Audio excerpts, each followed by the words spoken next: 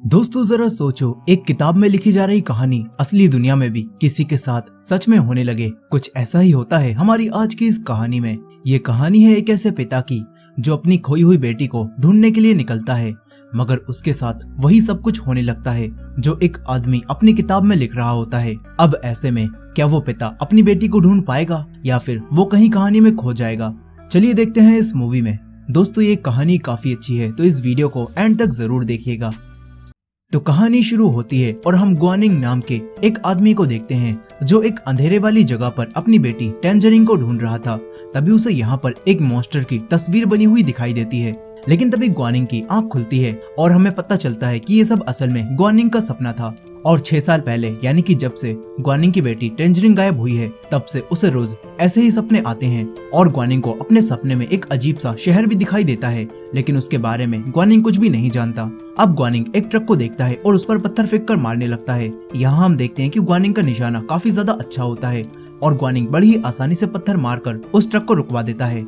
इसके बाद ग्वानिंग उस ट्रक के ड्राइवर को मारने लगता है और उससे पूछता है कि बताओ मेरी बेटी टैंजरिन कहाँ है। दरअसल इसी आदमी ने 6 साल पहले टैंजरिन को किडनैप कर लिया था और अब ग्वानिंग इस किडनैपर से अपनी बेटी का पता पूछ ही रहा था कि तभी किडनैपर का दोस्त ग्वानिंग के सर पर पीछे से हमला करता है और ग्वानिंग को बेहोश कर देता है। फिर ये दोनों किडनैपर तुरंत ही यहाँ से भाग जाते हैं। तभी ग्वानिंग होश में आता है, वो ट्रक को खोलता है और इसके अंदर उसे काफी सारे बच्चे मिलते हैं जिन्हें ये दोनों किडनैपर किडनैप करके भाग रहे थे।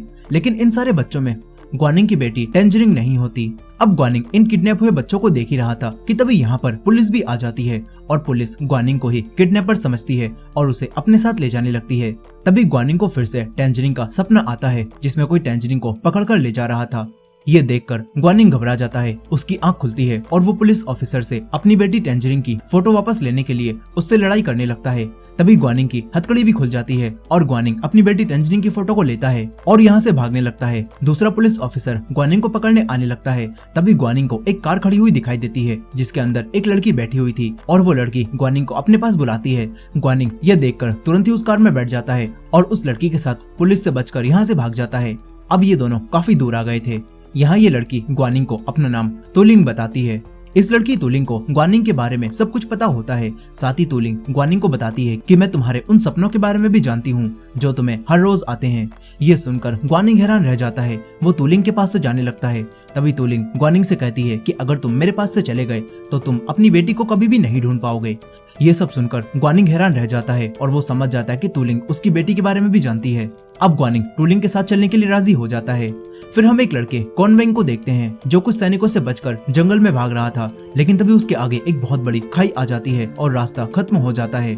वो सारे सैनिक अब कॉन्वेंग को मारने आने लगते हैं, लेकिन तभी कॉन्वेंग की बहन यहाँ पर आती है और उन पर हमला करने लगती है। साथ ही कॉन्वेंग की बहन कॉन्वेंग को बचाने के लिए पानी में धक्का दे देती है और खुद ही उन सारे सैनिकों से फाइट करने लगती है। क्वानिंग की बहन उन सभी को मार देती है, लेकिन यहाँ पर सबसे बूढ़ा सैनिक अब उस पर हमला करता है और इन दोनों के बीच फाइट शुरू हो जाती है। यहाँ उस बूढ़े आदमी के शरीर पर एक बहुत ही अलग किस्म का कवच भी होता है। वहीं दूसरी तरफ कॉन्गवेन पहाड़ से गिरने के बाद भी जिंदा होता है और वो अब दोबारा से पहाड़ पर चढ़कर अपनी बहन को बचाने ऊपर आने लगता है। लेकिन यहाँ पर वो बूढ़ा आदमी अब कॉन्गवेन के सामने ही उसकी बहन को मार देता है और कॉन्गवेन से बोलता है कि हमारे राजा रेडमिन ने तुम्हें और तुम्हारी बहन को मार देने के लिए कहा है।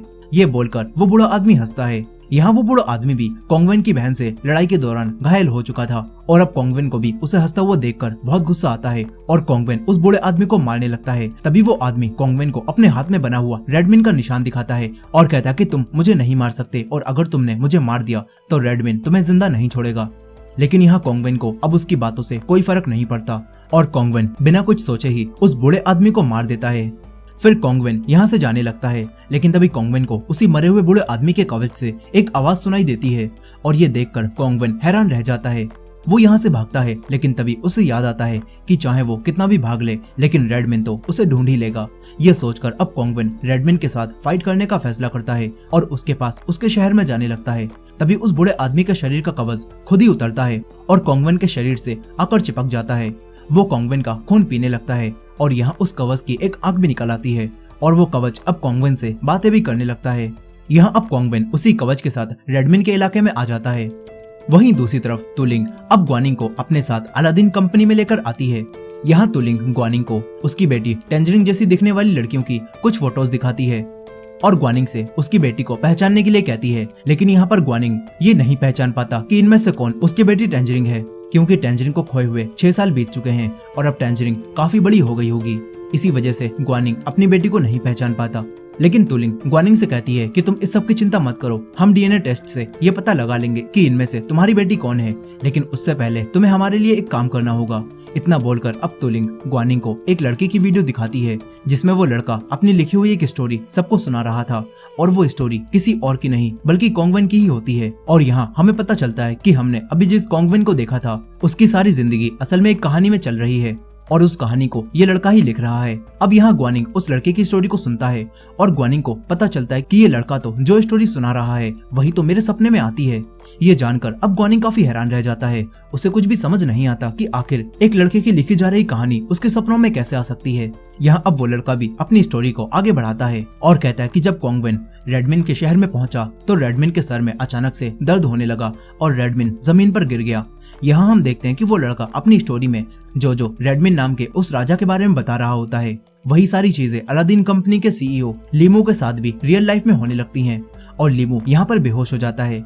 ये देखकर अब तुलिंग लीमू के पास आती है और उसे बताती है कि उस लड़के ने अपनी स्टोरी में लिखा कि रेडमिन कोंगवेन के उसके शहर में आने की खबर सुनकर बेहोश हो गया और असली दुनिया में रेडमिन की तरह ही आप भी बेहोश हो गए। यहाँ हमें इनकी बातों से पता चलता है कि कहीं न कहीं लीमू की लाइफ उसी स्टोरी वाले रेडमिन से जुड़ी हुई है और इसीलिए वो लड़का अपनी स्टोरी में रेडमिन के बारे में जो भी लिखता है वो लीमू के साथ रियल लाइफ में होने लगता है। अब इसके बाद तुलिंग ग्वानिंग के पास वापस आती है और उससे बोलती है कि तुम्हें हमारे लिए एक लड़के को मारना होगा। यहाँ तुलिंग ग्वानिंग को 2 और लोग भी दिखाती है, जिनमें से एक को कितना भी मार लो लेकिन उस पर कोई भी असर नहीं होता और वहीं दूसरे को करंट नहीं लगता और वो अपने आप को चार्ज करके दूसरों को करंट दे सकता है। ये सब दिखाकर तुलिंग ग्वानिंग से बोलती है कि तुम्हारे अंदर भी एक सुपर पावर है और वो ये है कि तुम्हारा निशाना कभी भी नहीं चूकता और तुम आसानी से किसी को भी मार सकते हो। फिर तुलिंग ग्वानिंग को बताती है कि तुमने अभी जिस लड़के की स्टोरी सुनी उसका नाम कोंगवेन है और हम चाहते हैं कि तुम उसे मार दो। यहाँ तुलिंग ग्वानिंग को ये बात भी बता देती है कि कोंगवेन अपनी स्टोरी में जो भी लिखता है उसका असर मेरे बॉस लीमू पर होता है। साथ ही तुलिंग ग्वानिंग से कहती है कि कोंगवेन ने कहा है कि वो अगले 3 दिनों में अपनी स्टोरी को खत्म कर देगा और अगर उसने स्टोरी में रेडमिन को मरवा दिया तो हो सकता है कि असली दुनिया में लीमू भी मर जाए। इसीलिए तुम्हें कोंगवेन को मारना होगा ताकि वो अपनी स्टोरी को आगे ना लिख पाए। यहाँ ग्वानिंग को ये सारी बातें काफी अजीब लगती हैं, लेकिन ग्वानिंग अपनी बेटी टैंजरिंग को ढूंढने के लिए कोंगवेन को मारने के लिए भी तैयार हो जाता है और कोंगवेन को मारने के लिए निकल जाता है। वहीं दूसरी तरफ वो राइटर कोंगवेन अपनी स्टोरी में अपने मेन कैरेक्टर कोंगवेन को, जिसका नाम उसने अपने नाम पर रखा होता है, वो उसे रेडमिन शहर में पहुंचा देता है। इसके बाद हम असली कोंगवेन को देखते हैं जो कि बिल्कुल अपनी लिखी हुई स्टोरी के कोंगवेन की तरह ही होता है और हमें पता चलता है कि कोंगवेन ने अपनी कहानी का हीरो खुद को ही बनाया है। अब यहाँ कोंगवेन वॉक करने के लिए अपने घर से बाहर निकलता है और तभी ग्वानिंग भी उसका पीछा करने लगता है और उसे मारने का सही मौका ढूंढता है। इसके बाद ग्वानिंग कोंगवेन का पीछा करते करते एक लाइब्रेरी में चला जाता है, लेकिन यहाँ पर अब कोंगवेन ग्वानिंग के पास आता है और उससे कहता है कि मैंने नोटिस किया तुम काफी देर से मेरा पीछा कर रहे हो, आखिर तुम मुझसे क्या चाहते हो और तुम मेरा पीछा क्यों कर रहे हो। ये सब सुनकर ग्वानिंग घबरा जाता है। वो झूठ बोलता है और कहता है कि मैं तुम्हारा बहुत बड़ा फैन हूँ और मुझे तुम्हारी लिखी हुई स्टोरी काफी ज्यादा पसंद है।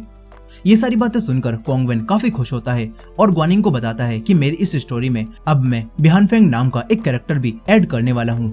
ये बोलकर अब कोंगवेन फिर से अपनी स्टोरी को आगे लिखने के बारे में सोचता है, लेकिन यहाँ कोंगवेन को बिहानफेंग नाम के उस कैरेक्टर को कहीं से भी जोड़ने का तरीका नहीं मिलता। वहीं तुलिंग भी अब ग्वानिंग को फोन करती है और उससे कहती है कि जल्दी से तुम कोंगवेन को मार दो और उससे इतनी बातें मत करो। ये सुनकर ग्वानिंग समझ जाता है कि तुलिंग उस पर नजर रख रही है। यहीं अब तभी कोंगवेन भी वापस जाने लगता है और ग्वानिंग भी उसका पीछा करता है और कोंगवेन से पूछता है कि आखिर ये नया कैरेक्टर बिहानफेंग कौन है। कोंगवेन उसे ये बताने जा ही रहा था कि तभी अलादीन कंपनी की एक कार इन दोनों के सामने आने लगती है। ये देखकर ये दोनों तुरंत ही दूसरी तरफ कूद जाते हैं। यहाँ अब उस कार का ड्राइवर बाहर निकलता है और इनसे माफी मांगता है। वो कहता है कि मैंने पुलिस को फोन कर दिया है और पुलिस थोड़ी ही देर में यहाँ पर आ जाएगी। पुलिस का नाम सुनकर ग्वानिंग यहाँ से भाग जाता है क्योंकि पुलिस तो पहले ही उसके पीछे पड़ी हुई है। और इन सारी चीजों से हमें पता चलता है कि लीमू और तुलिंग ये नहीं चाहते कि ग्वानिंग को कोंगवेन की स्टोरी के नए कैरेक्टर बिहानफेंग के बारे में पता चले। खैर बिहानफेंग कौन है ये कहानी में हमें आगे पता चल ही जाएगा। अब यहाँ पर ग्वानिंग की डायरी कोंगवेन के पास ही गिर जाती है और कोंगवेन उसे उठाकर पढ़ने लगता है। इसमें ग्वानिंग ने अपना सपना लिखा होता है, जिसमें लिखा था कि मैंने आज खुद को एक अजीब से शहर में देखा जहां मैंने रेड कलर का मास्क पहन रखा था। यहाँ अब ग्वानिंग का सपना पढ़कर कोंगवेन अपनी स्टोरी को आगे बढ़ाता है और हम देखते हैं कि कहानी वाला कोंगवेन अब रेडमिन शहर में आ जाता है। यहाँ काफी सारे लोग किसी तरह की पूजा की तैयारी कर रहे होते हैं और तभी कोंगवेन को पता चलता है कि ये सभी लोग अपने राजा रेडमिन की पूजा करने जा रहे हैं और इस शहर के सभी लोग रेडमिन को अपना देवता मानते हैं। अब ये सभी लोग रेडमिन का एक बहुत बड़ा पुतला बनाते हैं और उसकी पूजा करने लगते हैं। फिर ये सभी लोग मिलकर बिहान नाम के एक शहर पर हमला करने जाने लगते हैं। यहाँ वही कवच अब कोंगवेन को बताता है कि इस जगह पर सिर्फ बिहान और रेडमिन के ही लोग बचे हुए हैं और अब रेडमिन के लोग बिहान के लोगों को खत्म कर देना चाहते हैं। यहाँ हम बिहान के लोगों को भी देखते हैं जो कि अपने डिफेंस के लिए पूरी तरह से तैयार थे। वो लोग रेडमिन के लोगों पर तीरों से हमला करते हैं, लेकिन रेडमिन के लोग उनसे नहीं डरते और बिहान शहर की तरफ आगे बढ़ते रहते हैं। तभी रेडमिन के कुछ लोग उड़ने वाले ड्रैगन बलून पर यहाँ पर आते हैं और बिहान के लोगों पर किसी तरह का लिक्विड फेंकने लगते हैं और फिर ये सभी लोग बिहान शहर को पूरी तरह से जला देते हैं।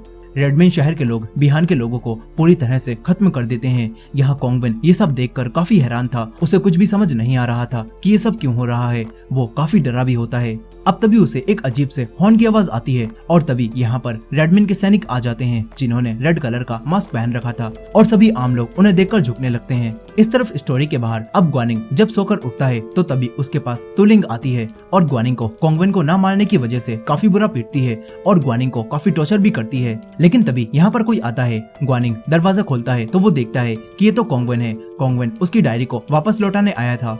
अब ये दोनों फिर से एक साथ घूमने लगते हैं। यहाँ ग्वानिंग कोंगवेन को मारने जा ही रहा था, लेकिन तभी कोंगवेन ग्वानिंग से कहता है कि कल मैंने तुम्हारी डायरी पढ़ी और उसकी वजह से मुझे आगे कहानी लिखने में काफी ज्यादा मदद मिली। उसे पढ़कर मेरे दिमाग में आइडियाज की बाढ़ आ गई।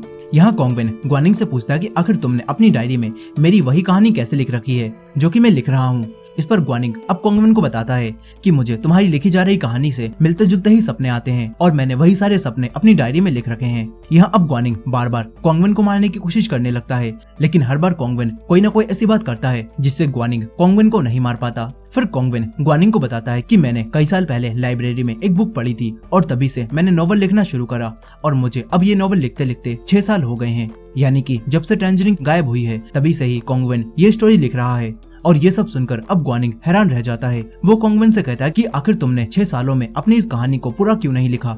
इस पर कोंगवेन ग्वानिंग को बताता है कि मुझे समय की कोई परवाह नहीं, अब बस मैं अपनी कहानी को पूरा करना चाहता हूँ। ये बोलकर अब कोंगवेन फिर से कहानी को आगे लिखने लगता है और हम एक बार फिर से कहानी के ग्वानिंग को देखते हैं, जहाँ अब कहानी के कोंगवेन को बिहान शहर में एक छोटी बच्ची दिखाई देती है और ये छोटी बच्ची बिल्कुल ग्वानिंग की बेटी टैंजरिन की तरह होती है और इसका नाम भी टैंजरिन ही होता है। यहाँ टैंजरिन अपने मरे हुए दोस्त के पास होती है और ये देखकर कोंगवेन टैंजरिन की मदद करता है और उसके साथ मिलकर उसके दोस्त को दफना देता है। यहाँ अब कोंगवेन टैंजरिन से पूछता है कि आखिर वो रेड मास्क वाले लोग कौन थे। इस पर टैंजरिन कोंगवेन को बताती है कि वो लोग रेडमिन के सैनिक थे जो कि इस शहर में अब कर्फ्यू लगाने आए थे, क्योंकि हर रोज रात होने पर यहाँ पर कर्फ्यू लग जाता है और अगर सूरज डूबने के बाद कोई भी घर से बाहर निकलता है तो रेडमिन के सैनिक उसे मार देते हैं। यहाँ अब ये सब बताने के बाद टैंजरिन अपने दोस्त की कब्र पर विसिल बजाने लगती है और तभी उसकी आवाज सुनकर रेडमिन का एक सैनिक इनकी तरफ आने लगता है। वो यहाँ आकर कोंगवेन और टैंजरिन पर हमला करता है। ये देखकर कोंगवेन टैंजरिन को लेकर यहाँ से भागने लगता है, लेकिन तभी इनके आगे का रास्ता खत्म हो जाता है, जो देखकर कोंगवेन टैंजरिन को जल्दी से घर की छत पर चढ़ाता है और फिर खुद भी छत पर चढ़कर उस सैनिक से बचकर भागने लगता है। लेकिन अब वो सैनिक काफी ज्यादा गुस्से में इन दोनों का पीछा करता है।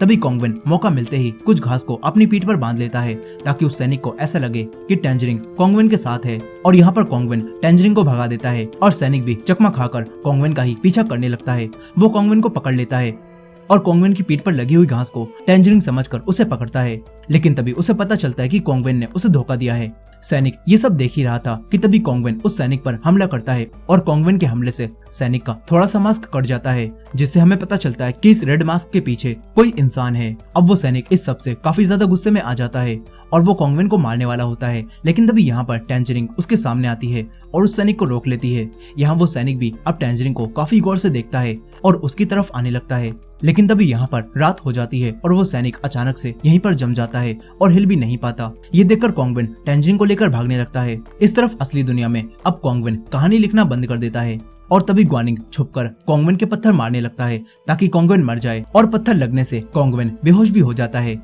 यहाँ ये सब कुछ करके ग्वानिंग को बिल्कुल भी अच्छा नहीं लगता, लेकिन ग्वानिंग मजबूर था, उसे अपनी बेटी टैंजरिन को ढूंढना था और उसके लिए उसे कोंगवेन को मारना होगा। इसी वजह से अब ग्वानिंग कोंगवेन को मारने जा ही रहा था। यहाँ पर ग्वानिंग उसी गाने को भी गाता है जो कि वो अपनी बेटी टेंजरिन को सुनाया करता था। और तभी यहाँ पर ग्वानिंग को एक बच्चे की आवाज आती है जो कि वही गाना गा रहा था जो कि ग्वानिंग टेंजरिन को बचपन में सुनाता था। और ये सुनकर ग्वानिंग जल्दी से आवाज का पीछा करता है और उस बच्चे के पास आ जाता है। ग्वानिंग उस बच्चे से पूछता है कि आखिर तुमने ये गाना कहाँ पर सुना, लेकिन वो लड़का ग्वानिंग को देखकर काफी डर जाता है और उसे बिना कुछ बताए ही यहाँ से भागने लगता है। ग्वानिंग भी उसका पीछा करता है और तभी रास्ते में उसे वही किडनैपर दिखाई देता है जिसने टेंजरिन को किडनैप किया था। ये देखकर अब ग्वानिंग उस किडनैपर और उसके साथियों पर बॉल फेंक कर मारने लगता है और इन सभी से फाइट करता है। इस फाइट में ग्वानिंग को भी काफी चोट लग जाती है, लेकिन ग्वानिंग हार नहीं मानता। वो उस किडनैपर को पकड़ ही लेता है और उससे पूछता है कि बताओ मेरी बेटी टेंजरिन कहाँ पर है। यहाँ वो किडनैपर अब ग्वानिंग को बताता है कि मैंने जब तुम्हारी बेटी को किडनैप किया था तो तब मैंने उसे बेहोश करने के लिए इंजेक्शन दिया था, लेकिन ओवरडोज हो जाने की वजह से टेंजरिन मर गई थी और मैंने जब उसे मरा हुआ देखा तो उसे रोड पर ही छोड़ दिया था। ये सब सुनकर ग्वानिंग को काफी गुस्सा आता है और वो उस किडनैपर को जान से मारने लगता है। तभी तुलिंग यहाँ पर आती है और वो ग्वानिंग को ऐसा करने से रोक लेती है। यहाँ तुलिंग ग्वानिंग को पीटकर बेहोश कर देती है। इसके बाद जब ग्वानिंग को होश आता है तो यहाँ तुलिंग लीमू के कहने पर ग्वानिंग से कहती है कि किडनैपर को जरूर कोई गलतफहमी हुई होगी, तुम्हारी बेटी अभी भी जिंदा है। लेकिन अब ग्वानिंग समझ चुका था कि तुलिंग झूठ बोल रही है, इसीलिए अब ग्वानिंग तुलिंग की डील को कैंसिल करता है और कहता है कि मैं तुम्हारे कहने पर अब कोंगवेन को तो मार दूंगा, लेकिन उसके बदले में तुम्हें मुझे वही किडनैपर सौंपना होगा जिसने टेंजरिन को मारा है और मैं अपने हाथों से उस किडनैपर को सजा दूंगा। इतना बोलकर अब ग्वानिंग यहाँ से चला जाता है। तभी लीमू भी तुलिंग के पास आता है और यहाँ अब तुलिंग लीमू से कहती है कि मैं नहीं चाहती कि तुम ग्वानिंग का इस्तेमाल करो। यहाँ तुलिंग को अब ग्वानिंग पर तरस आने लगता है क्योंकि तुलिंग भी बचपन में ही अपने माँ बाप से अलग हो गई थी और तभी से ही वो लीमू के साथ मिलकर काम कर रही है। अब इस तरफ कहानी के अंदर टेंजरिन कोंगवेन को बताती है कि बहुत सालों पहले राजा के दो खास सेनापति हुआ करते थे, जिनमें से एक रेडमिन था और दूसरा रेडमिन का भाई जूटियान। लेकिन रेडमिन ने राजा को मार दिया और जब जूटियान ने रेडमिन से लड़ाई की तो तब रेडमिन ने अपने भाई जूटियान को भी मार दिया और तब से ही रेडमिन हर उस इंसान को मार रहा है जो जूटियान के साथ था और ऐसा करके रेडमिन ने सारी जगहों को अपने कब्जे में कर लिया है। यहाँ अब कहानी का कोंगवेन रेडमिन और उसके भाई जूटियान के बारे में सब कुछ जान जाता है और अब कोंगवेन टेंजरिन को लेकर उसके घर आता है। यहाँ टेंजरिन उसे बताती है कि मेरे मॉम डैड को भी रेडमिन ने कई साल पहले ही मार दिया। साथ ही टेंजरिन कोंगवेन को उसके डैड की बनाई हुई एक पेंटिंग दिखाती है और बताती है कि अब कुछ देर बाद रेडमिन के लोग इस पेंटिंग को मुझसे छीन लेंगे और मुझे भी मार देंगे। ये सुनकर कोंगवेन काफी उदास हो जाता है। अब तभी रेडमिन के लोग इन दोनों को चारों तरफ से घेर लेते हैं और इन्हें मारने के लिए इनकी तरफ बढ़ने लगते हैं।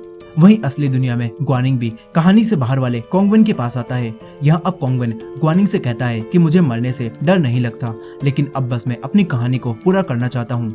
ये बोलकर अब कोंगवेन अपनी छत की दीवार पर चढ़ जाता है और ग्वानिंग को बताता है कि मैंने तुम्हारी डायरी पढ़कर तुम्हारे कैरेक्टर को भी अपनी कहानी में ऐड कर दिया है। यहाँ कोंगवेन ग्वानिंग को बताता है कि मेरी कहानी में जो रेड मास्क वाला सैनिक है मैंने उसे ही तुम्हारा कैरेक्टर बनाया है। और इस सब से अब हमें पता चलता है कि इसी वजह से कोंगवेन की कहानी में वो रेड मास्क वाला कैरेक्टर यानी कि वही सैनिक टेंजरिन के पास आना चाहता था, क्योंकि वो कोई और नहीं बल्कि ग्वानिंग था और वो अपनी बेटी टेंजरिन को पाना चाहता था। यहाँ कोंगवेन ग्वानिंग को बताता है कि मेरी कहानी में एक टेंजरिन नाम की लड़की भी है जिसने अपने मॉम डैड को खो दिया है। ये सब सुनकर अब ग्वानिंग सब कुछ समझ जाता है। वो सोचता है कि अगर वो कोंगवेन की कहानी में टेंजरिन को अपने पास ले आए तो असली दुनिया में भी टेंजरिन उसके पास आ जाएगी, क्योंकि अभी तक जो कुछ भी कहानी के कैरेक्टर्स के साथ हो रहा है वही सब कुछ रियल लाइफ में भी उनके साथ हो रहा है। यहाँ ग्वानिंग समझ जाता है कि कोंगवेन ने अपनी कहानी के हर एक कैरेक्टर के लिए असली दुनिया के ही किसी न किसी इंसान से इंस्पिरेशन लेकर उस कैरेक्टर को बनाया है। और क्योंकि ग्वानिंग रेड मास्क वाला कैरेक्टर है तो अगर वो कहानी में टेंजरिन को रेड मास्क वाले उसी कैरेक्टर के पास ले जाए तो शायद असली दुनिया में भी टेंजरिन ग्वानिंग के पास आ जाएगी। अब ये सब सोचकर ग्वानिंग कोंगवेन से जल्द उसकी कहानी को पूरा करने के लिए बोलता है और उसे आगे कहानी लिखने के लिए आइडियाज भी देने लगता है। तभी कोंगवेन का पैर फिसलता है और वो नीचे गिरने लगता है, लेकिन ग्वानिंग उसे बचा लेता है क्योंकि अब ग्वानिंग उसकी कहानी को पूरा करने में उसकी मदद करना चाहता था। अब इसके बाद फिर से हम कोंगवेन की स्टोरी में आते हैं, जहाँ अब रेडमिन के लोग कोंगवेन और टेंजरिन को मार ही रहे होते हैं, लेकिन तभी कोंगवेन का कवच कोंगवेन से अलग हो जाता है और वो एक मॉन्स्टर की तरह बन जाता है और रेडमिन के सभी लोगों पर हमला करके उन्हें बहुत बुरी तरह से मारता है और आसानी से खत्म कर देता है। यहाँ पर अब बस एक छोटा बच्चा ही बचता है। कवच उस बच्चे को मारने वाला होता है, लेकिन तभी कोंगवेन उसे ऐसा करने से मना करता है और कोंगवेन के ऑर्डर पर कवच वहीं पर जम जाता है। इसके बाद कोंगवेन जैसा जैसा करता है कवच भी बिल्कुल वैसा वैसा ही करने लगता है।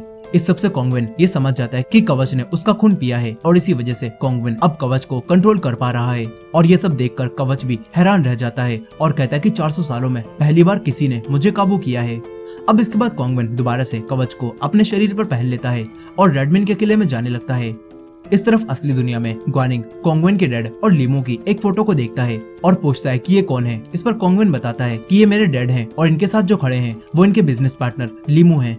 यहाँ कोंगविन बताता है कि एक एक्सीडेंट के दौरान मेरे डैड मर गए और इसी वजह से अब पूरी कंपनी को लीमू ही संभाल रहा है। यहाँ ग्वानिंग के साथ साथ तुलिंग भी इन सारी बातों को सुन रही होती है और तुलिंग ये सुनकर लीमू से पूछती है कि आखिर तुमने मुझे ये क्यों नहीं बताया कि कोंगविन तुम्हारे दोस्त का बेटा है। साथ ही तुलिंग अब ये भी समझ जाते हैं कि लीमू ने ही कोंगविन के डैड को एक्सीडेंट करवा के मरवाया है और अब वो कोंगविन को भी मरवाना चाहता है। और कोंगविन की कहानी में भी लीमू यानी कि रेडमिन का कैरेक्टर यही सब कुछ कर रहा है। और अब ये सब समझकर तुलिंग लीमू के साथ काम करने से मना कर देती है। लेकिन अब तभी लीमू का वही इलेक्ट्रॉनिक मैन तुलिंग को एक बिजली का झटका देता है और उसे किडनैप कर लेता है।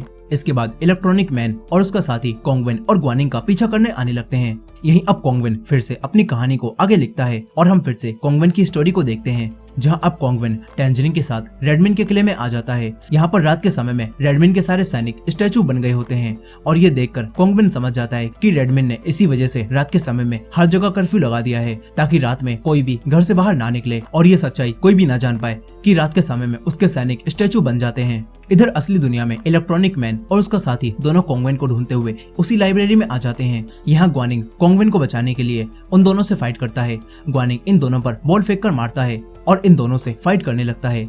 यहाँ इलेक्ट्रॉनिक मैन भी ग्वानिंग को एक फैन से काटने की कोशिश करता है लेकिन ग्वानिंग किसी तरह से बचता रहता है। वहीं कहानी में अब कोंगविन कवच से कहता है कि अगर तुम रेडमिन को मारने में मेरी मदद करो तो मैं तुम्हें आजाद कर दूंगा। लेकिन कवच को कोंगविन की ये बात झूठ लगने लगती है। तभी कोंगविन कवच से बोलता है कि मैं तो तुम्हें अपना दोस्त मानने लगा हूँ और मैं ये भी भूल चुका हूँ कि तुमने मेरी बहन को मारा था। ये सब सुनकर अब कवच इमोशनल हो जाता है और कोंगविन का साथ देने के लिए भी तैयार हो जाता है।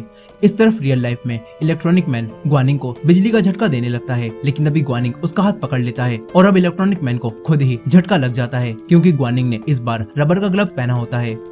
वहीं कहानी में कोंगविन और टैंजरिन दोनों रेडमिन के महल में आ जाते हैं। अब रेडमिन इनके सामने आता है जो कि काफी बड़ा होता है और बिल्कुल एक मॉन्स्टर की तरह दिखाई दे रहा था। रेडमिन को देखकर कोंगविन और टैंजरिन काफी डर जाते हैं।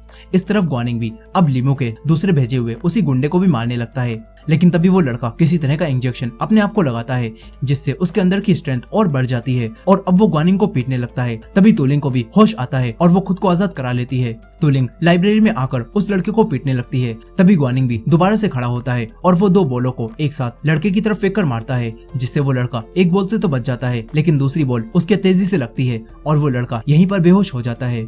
वहीं कहानी में रेडमिन कोंगविन का खून सूंघता है और उससे बोलता है कि मैं तुम्हें पहचानता हूँ, तुम मेरे भाई के बेटे यानी कि जूटियान के बेटे हो।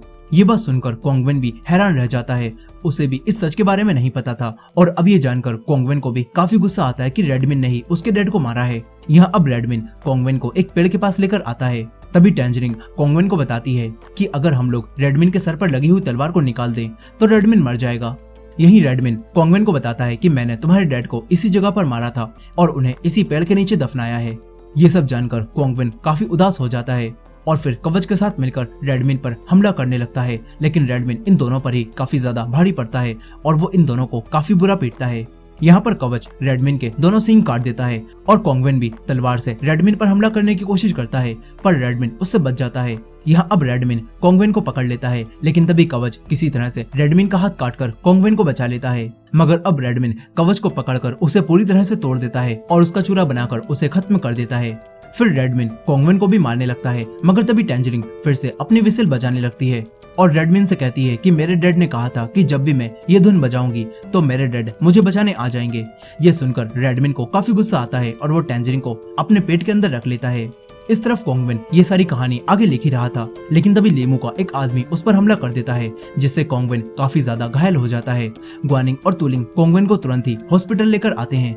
यह अब लीमू भी इनके पास आ जाता है। वो कोंगविन को घायल देखकर काफी ज्यादा खुश होता है और ग्वानिंग से बोलता है कि कहानी में जो लड़की है वो टैंजरिन ही है और मैंने तुम्हें इस बारे में पहले पता इसलिए नहीं लगने दिया क्योंकि फिर तुम कोंगविन को मरने नहीं देते और मैं चाहता था कि तुम कोंगविन को मार दो और फिर मैं तुम्हें कोंगविन को मारने के जुर्म में अरेस्ट करवा देता और इस तरह किसी और को इस कहानी के बारे में कुछ भी पता नहीं चल पाता।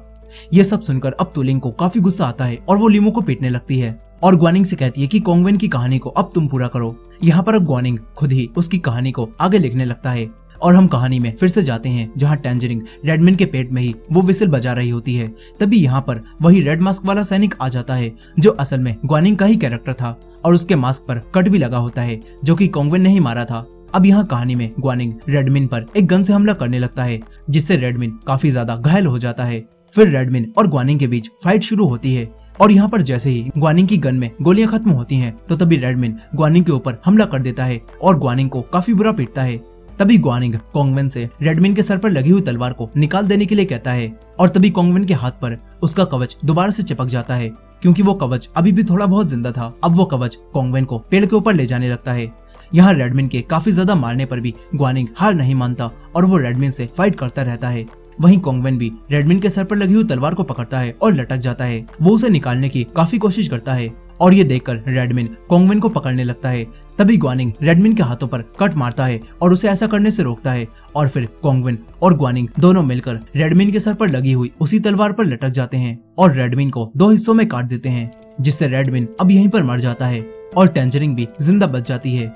मगर कहानी में रेडमिन के मरने से लीमू असली दुनिया में नहीं मरता और अब तुलिंग भी पुलिस को लीमू के बारे में सब कुछ बता देती है कि कैसे उसने कोंगवेन के डैड का एक्सीडेंट करवाया था और उन्हें मरवाया था। इस तरफ कोंगवेन भी अब खतरे से बाहर आ जाता है। यहाँ कहानी पूरी करने के बाद ग्वानिंग हॉस्पिटल से बाहर निकलता है और यहाँ पर उसे वही लड़का दिखाई देता है जो कि वही गाना गा रहा था जो ग्वानिंग अपनी बेटी टैंजरिंग को सुनाया करता था।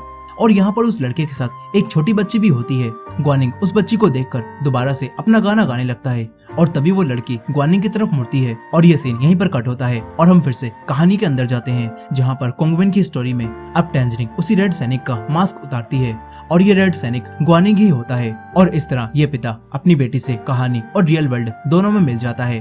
और टैंजरिंग इमोशनल होकर अपने डैड से पूछती है कि डैड आपने आने में इतनी देर क्यों कर दी। और इसी के साथ ये कहानी यहीं पर खत्म हो जाती है।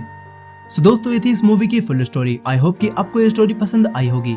वीडियो पसंद आई हो तो वीडियो को लाइक करना मत भूलेगा और हमारे चैनल पर नए हैं तो हमारे इस चैनल को भी सब्सक्राइब करके बेल नोटिफिकेशन को ऑन कर लीजिएगा। मिलते हैं नेक्स्ट वीडियो में।